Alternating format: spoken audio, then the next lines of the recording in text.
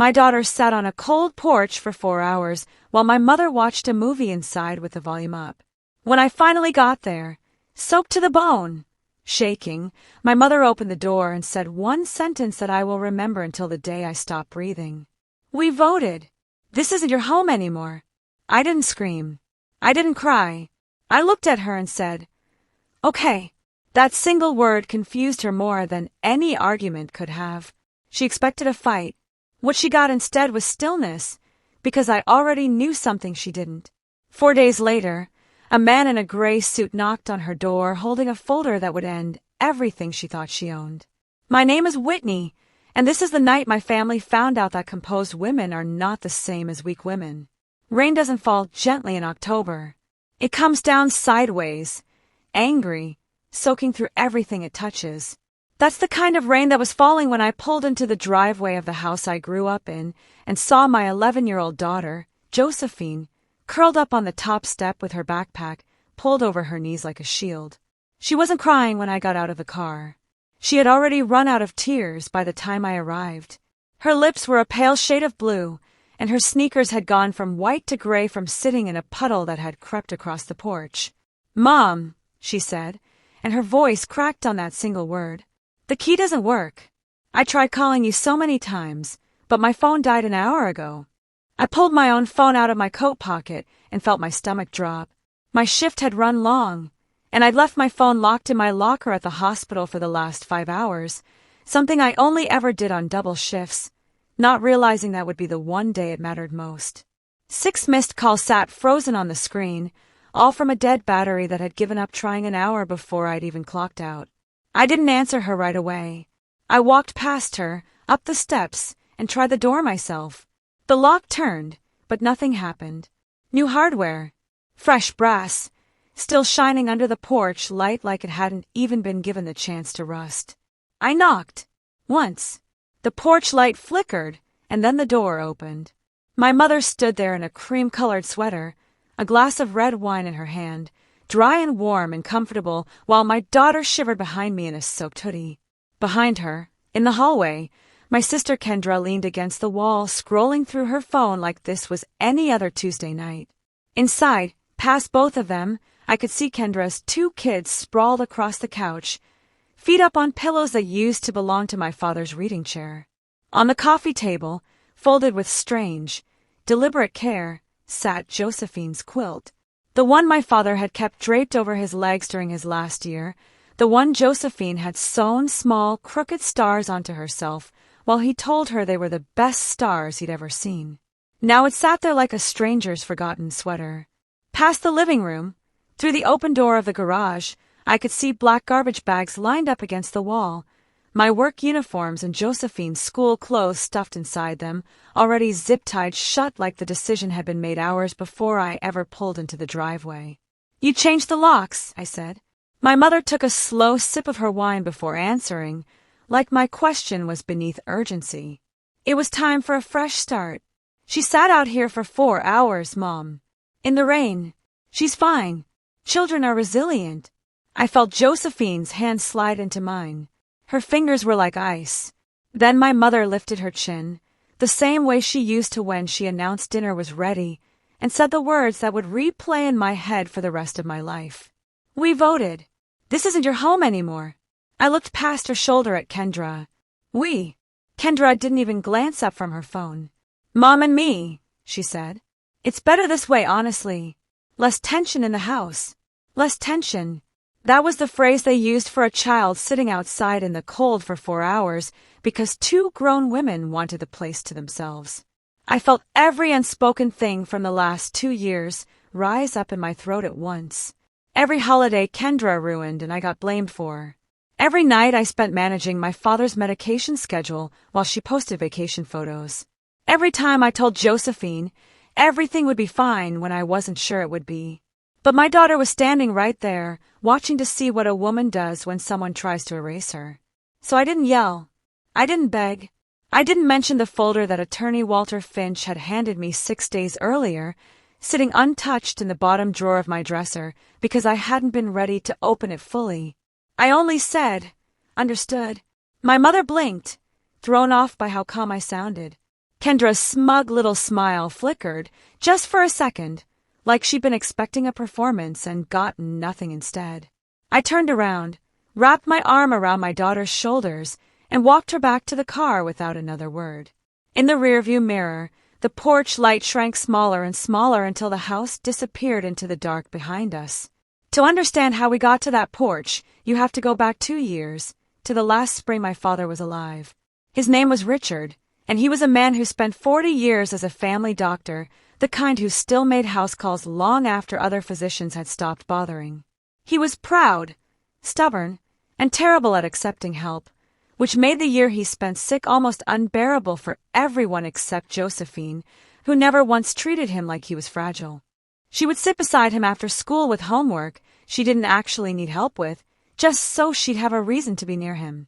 He'd pretend to check her math while secretly falling asleep mid-sentence, and she'd let him, tucking a blanket over his knees without waking him. On weekends, she'd read to him from whatever library book she'd picked that week, doing different voices for each character, and he'd laugh in that low, tired way that always turned into a cough by the end. I worked 12-hour shifts at the hospital as a nurse, came home, made dinner, and handled his medications because I trusted no one else to get the dosages right. I kept a small notebook by his bed, tracking every dose, every reaction, every small change in his breathing, because I'd seen too many families lose track of the details that mattered most. My mother handled almost nothing during that year. She'd sit with him for an hour in the evenings, hand him his tea, and consider her part done. Kendra visited on weekends when it was convenient, always arriving with her children in tow and leaving before bedtime, before the parts of caregiving that were actually hard. I don't say this to paint myself as a martyr. I did it because he was my father, and because some things you do simply because love requires it of you, not because anyone is keeping score. But my mother kept score in her own way, and somehow, in her version of events, my presence in that house became something to resent rather than something to appreciate. When my father passed, the house didn't just lose him. It lost its rhythm, and my mother lost whatever thin patience she'd had left for pretending things between us were fine. Within 2 months, my mother had converted his study into a playroom for Kendra's children. New furniture arrived. New curtains went up. Every photograph of my father disappeared from the walls except one, buried in a hallway corner where no one would notice it unless they were looking. His reading chair, the one Josephine used to curl into beside him, ended up in the garage under a plastic sheet, replaced by a bright plastic playhouse that hummed with batteries no one ever bothered to replace. Kendra and her husband were given a spare key within weeks. Her children were given their own drawers in the hallway closet, their names labeled on masking tape in my mother's careful handwriting. Josephine and I were moved into the smallest bedroom at the end of the hall, the one that used to be a linen closet before it was converted years ago, as though grief came with a shrinking effect that applied only to us. I told myself it was temporary. I told myself grief made people behave strangely, and that eventually things would settle back into something resembling fairness. I made excuses for months. I told Josephine that Grandma just needed time, that things would go back to normal soon, even as the evidence around us suggested otherwise with every passing week. Small things kept happening. My mother would forget to save Josephine a plate at dinner if she ran late from an after-school activity. Kendra's kids got to pick the television shows every single night, while Josephine sat on the floor with a book, never once asking for a turn because she'd learned, somehow, that asking wasn't worth the disappointment. Once, I found Josephine's school art project, a papier-mâché model she'd spent 2 weeks building, sitting in the recycling bin because it was taking up counter space. She never mentioned it to me. I found out from her teacher, who asked why Josephine seemed so withdrawn during the follow-up presentation. I brought it up with my mother once, carefully, trying not to sound accusatory. She waved her hand like I was being dramatic. "You're too sensitive about that girl," she said. "She needs to learn the world doesn't revolve around her." I remember standing in the kitchen after that conversation, gripping the edge of the counter, trying to decide whether staying silent was patience or cowardice. I didn't have an answer yet. I just knew that leaving would mean uprooting Josephine from the only home she had left that still smelled like her grandfather's old books, and some misguided part of me thought that mattered more than it should have. Then, 6 days before that rainy night on the porch, I received a call from Walter Finch, my father's longtime attorney. He asked me to come to his office. I assumed it was routine, some insurance paperwork or a final tax form that needed a signature, the kind of loose end that always trails behind a death for longer than anyone expects.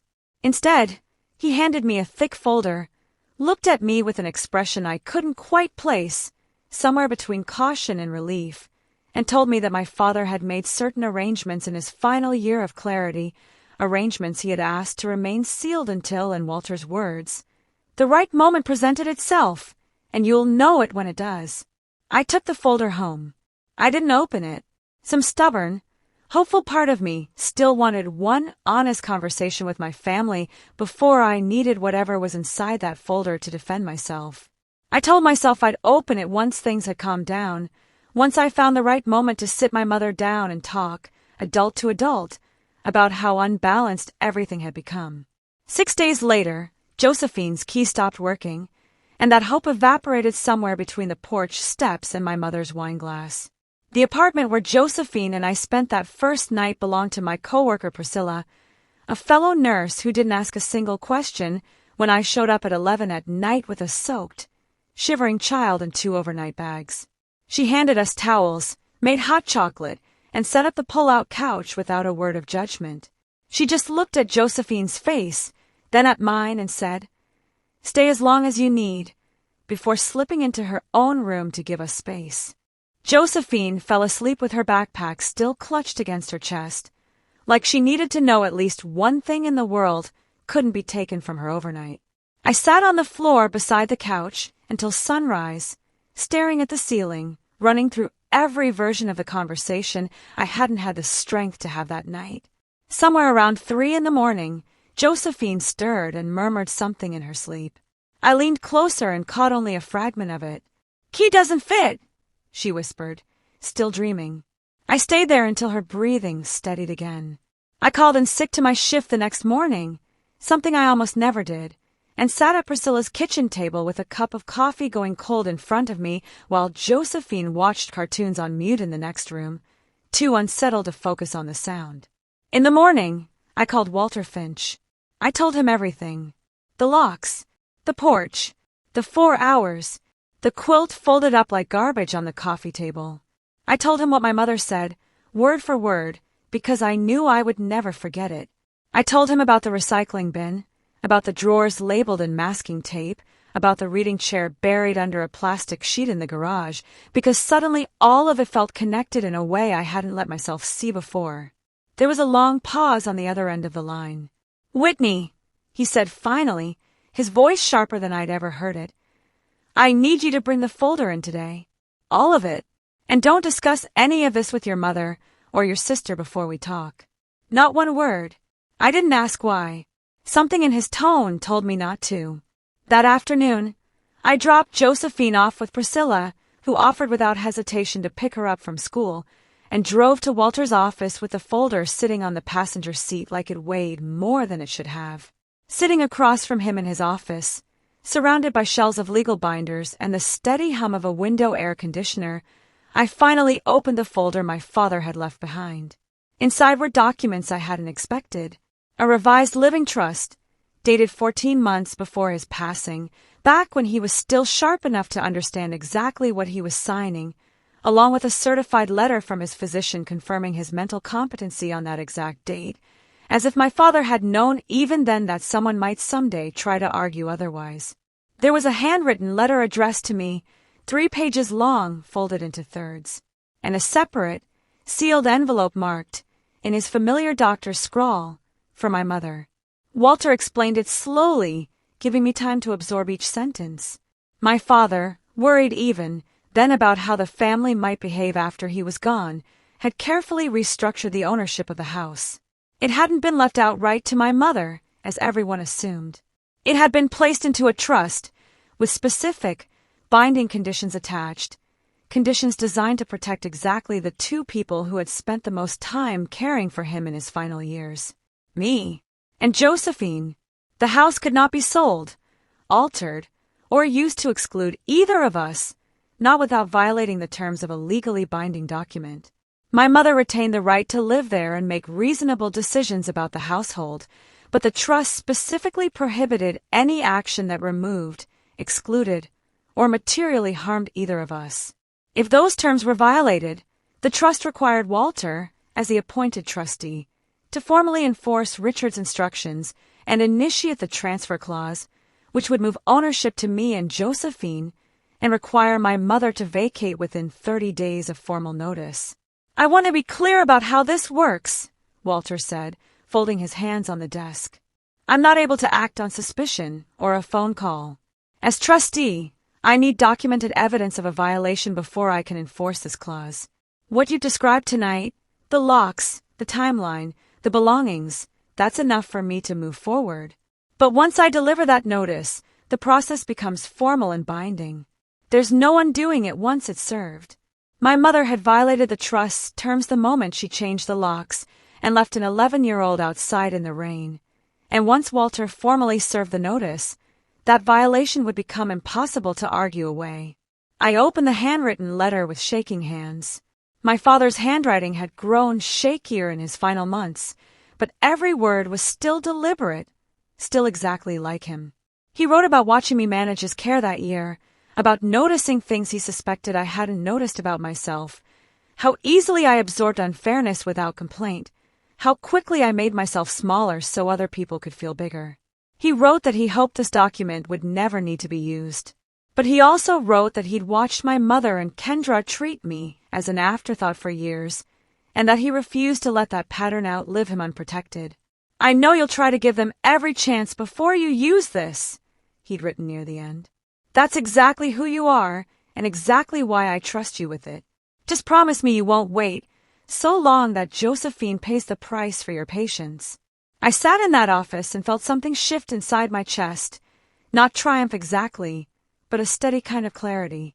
My father, even in his final year, even while his body was failing him, had seen clearly enough to protect us from something the rest of the family couldn't yet admit they were capable of. "There's one more thing," Walter said, sliding a final page across the desk, his expression softer than it had been all afternoon. He asked that if this clause was ever triggered, I deliver the notice in person. He was very specific about that. He said your mother would need to hear it from someone she couldn't argue her way around. He paused, folding his hands. "For what it's worth, Whitney, I hoped I would never have to deliver these papers." Richard hoped the same thing, but he made sure I'd be ready if it came to this. I looked down at the page. A formal notice of trust violation, along with a 30-day vacate order, addressed to my mother, ready to be delivered. I thought about the porch, the quilt on the coffee table, the word, understood, I'd forced myself to say instead of everything else boiling underneath it. I thought about how easily my mother had said we voted, as though fairness had ever been up for a vote in that house. "When can you deliver it?" I asked. "Whenever you're ready. There's no rush on my end, but I'd advise against waiting too long. The longer the violation sits unaddressed, the more complicated it can get if she tries to argue you accepted the new arrangement." I looked at Josephine's drawing taped to the inside of my bag, a crooked little house with 3 stick figures standing in front of it, drawn back before any of this began, back when she still believed that house was simply home and nothing more complicated than that. 3 days, I said. "Give me 3 days to get her settled first." Those 3 days were some of the strangest of my life. I went back to work. I dropped Josephine off at school. I signed her up for a new after-school program closer to Priscilla's apartment, just in case. I did not call my mother. I did not call Kendra. I let the stillness stretch, the same stillness my mother had mistaken for surrender on that porch. On the second day, my mother texted me for the first time since that night. "Are you being dramatic on purpose? Come get your things properly instead of hiding." I stared at the message for a long time before locking my phone screen without responding. There was no version of that conversation that would have gone anywhere good, and I needed my energy for something that actually mattered. On the second night, I finally sat Josephine down and explained, in terms an 11-year-old could hold on to without being frightened by them, that Grandpa had left some instructions a long time ago to make sure we'd always have a safe place to live, and that those instructions were about to matter very soon. She listened carefully, the way she always did, and then asked only one question. "Is Grandma going to be mad at you?" "Probably," I told her honestly. "But being mad doesn't mean she's right." She nodded slowly, like she was filing that sentence away somewhere important, and went back to drawing at the kitchen table like the conversation hadn't shifted something between us. On the third day, I drove back to the house with Walter Finch beside me, a single sealed envelope resting on his lap. The rain had stopped by then, but the porch boards still held a dull, damp shine from days before.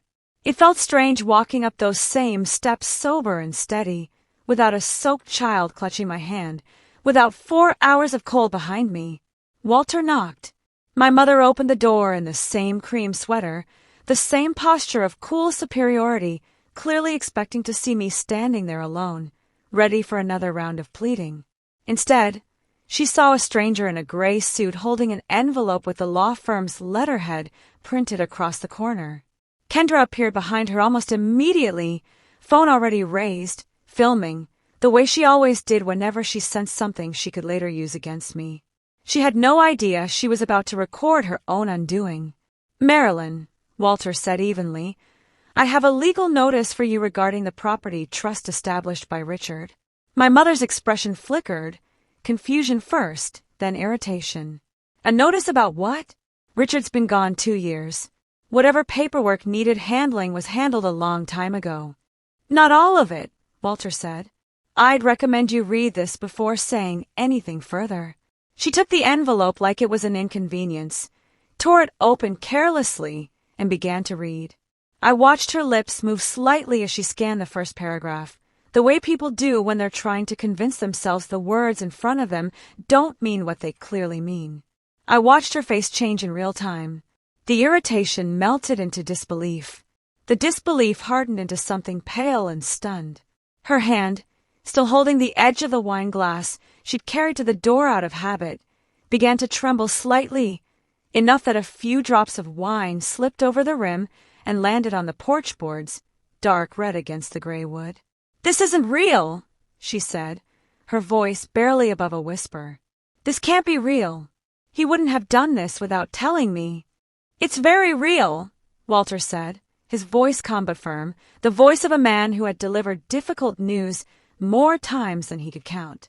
"Richard set up the trust 14 months before he passed. Every clause is enforceable, and every signature was properly witnessed and notarized, including a competency letter from his physician dated the same day. The locks, the exclusion of a minor beneficiary, the removal of her belongings from the premises, all of it constitutes a documented, time-stamped violation of the trust's core protective clause. Under the trust, I am required as trustee to enforce Richard's instructions. This notice formally triggers the transfer clause effective today." Kendra lowered her phone slowly, her recording forgotten, her expression shifting from smug curiosity to something closer to alarm. "Wait, what does that mean? What is she talking about, Mom?" "It means," Walter said, turning slightly to include her in the explanation, "that as of this notice, ownership of the property begins transferring to Whitney and her daughter, per the terms Richard specified. The paperwork finalizing the transfer will process over the next several days, but the 30-day vacate clock starts today, and it isn't something a family vote can undo." The stillness that followed was unlike anything I had ever stood inside. My mother looked at me, and for the first time in longer than I could remember, she looked genuinely afraid, not of losing an argument, but of losing something she had assumed could never be taken. "You planned this," she said, her voice rising, cracking slightly at the edges. "This whole time you knew. You've been sitting on this, waiting to humiliate me." "No," I said evenly. "Dad planned this. I just waited until I didn't have a choice anymore. I gave you 3 days after that night to reach out, to apologize, to say one honest thing. You texted me to come get my things properly. That was your chance, Mom." Kendra's mouth opened and closed, searching for words that never came. This is insane. You can't just take a house because of one bad night. It wasn't one bad night, I said, and for the first time since the porch, I let a little more of what I'd been holding show in my voice. It was 2 years of being treated like an inconvenience, and then it was my daughter sitting outside for 4 hours in the rain because neither of you thought that mattered enough to stop what you were doing. Dad thought it would matter. That's the only reason this document exists. Her children's laughter drifted faintly from inside the house, unaware that the ground beneath them had just shifted permanently. I didn't gloat. I didn't raise my voice. I simply stood there and let the weight of the document speak for itself, the same way I had let one word speak for itself on that porch 3 days earlier. Understood, I said again, this time watching my mother absorb the full meaning of the word she had once dismissed so easily. The 30 days that followed were calmer than our family had ever been before. My mother tried calling twice, both times attempting a version of an apology that centered more on her own embarrassment than on the hours Josephine had spent shivering on that porch. The first voicemail was mostly about how humiliating it had been to have Walter show up, like some kind of process server, in front of the neighbors. The second was shorter and colder, informing me that her attorney would be reviewing the trust for any possible loopholes. I let both calls go to voicemail. Some conversations aren't owed immediately, especially not to people who only reach for kindness after consequences arrive.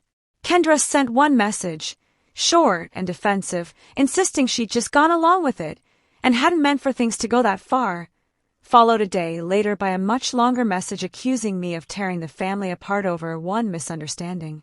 I didn't respond to either. Not answering, I was learning, could be its own complete sentence, and I no longer felt obligated to fill it just to keep other people comfortable.